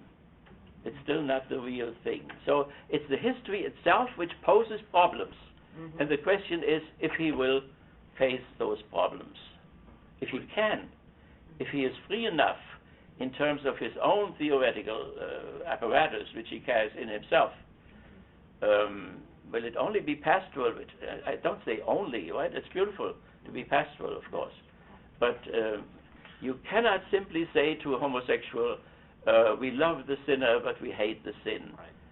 When you have to look through the eyes of homosexuals. I don't understand it, but I try nevertheless to look through the eyes. And so, when they love each other, to say, and they care for each other, and they care for each other until they die, and so on, you cannot simply say, I love you, but your relationship is sinful, and so on. It doesn't go. It's not an adequate answer. Yes. If he comes to that conclusion, the statement that you made, do you think where on his own initiative, is they going to come from his deductive reasoning and thoughts, or where No, a full, he can only do that in discourse with his cardinals, yes. with the episcopates of different countries. He would have to call in a third Vatican Council or Jerusalem II or something like this. He calls instead, he didn't call a council, he called an international synod of bishops to deal with the family thing. But when you read the document, it is here, it is so complicated. You see how difficult it would be to move from the family to civil society or to the state or to history or to religious things and so on. So it is not simple, but he cannot simply by his own mind, spin something. He would have to do it in community. He is not a dictator. The canon law encircles him. So there were fights. On one side he had this tremendous, powerful position, but at the same time there were hundreds of years of attempts to limit him, to limit his power. Right? So he cannot do what he has to negotiate with people, And he wants to retire too someday. He doesn't want to die in the office. So that must makes he him convince them, those participants, to be in the same frame of mind, Yeah, I mean, he could ally himself with those Reformed theologians, with those progressive theologians, right? But the other two have already put into position all those bishops, who are conservative or arch-conservative and restoration bishops. So there are two popes who use their whole time to put, like we do with the Supreme Court or whatever, who put, their own people in there, and they're relatively young now. They will stay there for another 20 years. So, but you have to go concretely. What would he have to do, in order to say inter pares, among equals, He would have to ask the theologians, if that's possible. He would have to ask the canon lawyers, if that is possible, the historians, how the whole thing has to develop, and so on. So he cannot simply say, I'm a good man, brothers, I embrace you, and so on and so on, Or that an inner light is shining up, or what? The Rome is not for inner lights, Rudy, we've run just a little bit over time. Okay, yeah, so we have to, so see you again on next Wednesday, no matter, Friday, no matter what weather.